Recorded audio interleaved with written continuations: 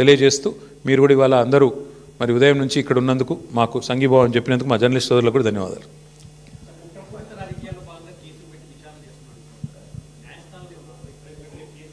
ఇప్పుడు న్యాయస్థానాల్లో ఆల్రెడీ కాళేశ్వరం విషయంలో ఆశ్రయించాము.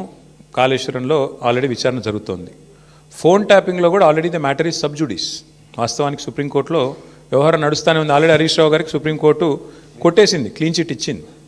అయినా ఎందుకు పిలిచారో మీరు వాళ్ళని అడగాల. విచిత్రం ఏంటంటే బ్రదర్, మేమేమో ఈ 2 ఏళ్లలో 200 ప్రెస్ మీట్లు పెట్టింటాం ముఖ్య నాయకులు అందరం కలిసి. ఒక్క ప్రెస్ మీట్ ఫోన్ ట్యాపింగ్ మీద ఒక్కడు కాంగ్రెస్ వాడు పెట్టినాడా?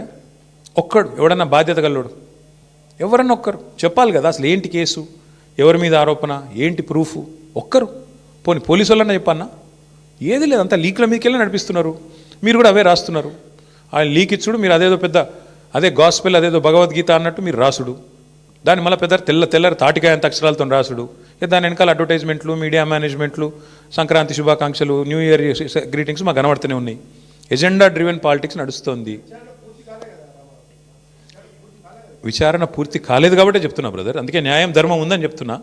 బరాబర్ కొట్లాడతాము, బరాబర్ న్యాయస్థానాన్ని ఆశ్రయించి 100% విచారణ పూర్తి కాలేదంటే ఆయన హరీష్ రావు గారికి ఆల్రెడీ క్లీన్ చిట్ ఇచ్చింది కదా సుప్రీంకోర్టు.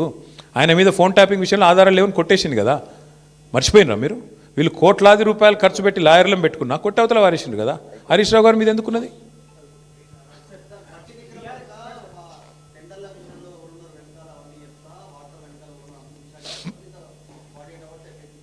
నా పేరు KT Rama Rao. Your asking the wrong person. ఏమవుతుంది అన్నది తెలియదు. దొంగలు కలిసి ఉల్లు పంచుకుంటున్నారు. ఒక ఆయన మిస్టర్ 20%, ఒక ఆయన బ్యాగ్ మ్యాన్. 2 బ్యాగులు పంపిండేమో. ఏముంటుంది అందులో పెద్ద దాచిపెట్టేది ఏముంది? అయినా పెద్ద తెలివని ముచ్చటేముంది? బ్యాగులు పంచుకొని పదవులు కాపాడుకునే బ్యాచ్ అది, దండుపాలెం బ్యాచ్. ఒక ఆయన 20%, ఒక ఆయన 30%. ఏమున్నది? ఈ దేశంలో అందరికీ తెలుసు బ్రదర్, కాంగ్రెస్ అంటేనే స్కామ్ గ్రేస్. వాళ్ళు చేసే దుర్మార్గ పనుల నుంచి, వాళ్ళ కమిషన్లు, వాళ్ళ దందాల నుంచి దృష్టి మరల్చేందుకే ఇక మా మీద వేసే ఈ ఎంక్వైరీలు, కమిషన్లు. అది కథ.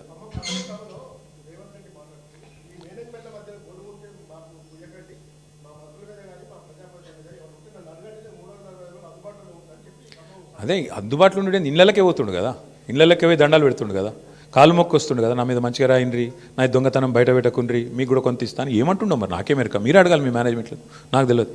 Thank you. దయచేసి నా ప్రార్థన మీ అందరితో కూడా ప్లీజ్, మా ఫోకస్ అంతా. ఎస్, ఇటువంటి జోకర్ గాలని మస్తు చూసినాం భయ్. ఇగో ఇదివరకు కూడా మస్తు మాట్లాడిన, మకల కొట్టింది పుబ్బలో పోతుంది అన్నారు, అసలు పార్టీ తుపేలు అన్నారు, ఇదన్నారు అదన్నారు. వాళ్ళందరి పక్కలో బల్లెం బీఆర్ఎస్.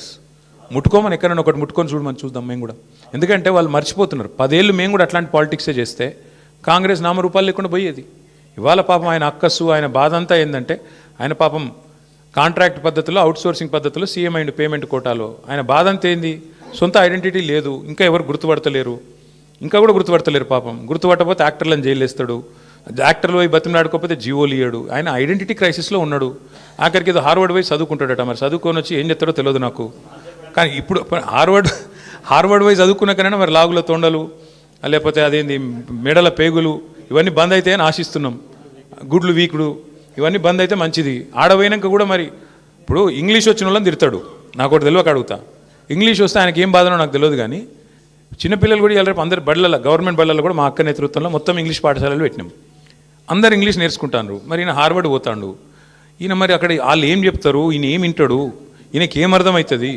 అర్థమైనాక మళ్ళీ బయటికి ఏం సర్టిఫికేట్ ఇస్తారు, ఏం మాట్లాడతాడు? మళ్ళీ వచ్చి మా భయం మాకుంది. అక్కడ మళ్ళీ ఇంగ్లీష్ అనగానే నన్ను వాళ్ళని తిడతాడేమో, అరే మీరు బాత్రూమ్ కడుక్కుంటోళ్ళని తిడతాడేమో. ఇంకా అమెరికాలో ఎవరి బాత్రూమ్ వాడు కడుక్కుంటాడు. మరి ఆడ ప్రొఫెసర్ అయినా కూడా వాని బాత్రూమ్ వాడు కడుక్కోవాలి. కాబట్టి మరి ఈయన పోయి ఏం నేర్చుకుంటాడు, ఏమవుతుంది చూడాలి. మరిగా 30 తారీఖు నాడు నేనైతే అనుకుంటున్నా రేవంత్ రెడ్డి గారు కొత్త మనిషి వస్తాడేమో. ఆ కొత్త మనిషి ఏమైనా కొత్త మాటలు ఏమైనా చెప్తాడా, మళ్ళీ గదే చెత్త మాటలు చెప్తాడా చూద్దాం. Thank you. జై తెలంగాణ.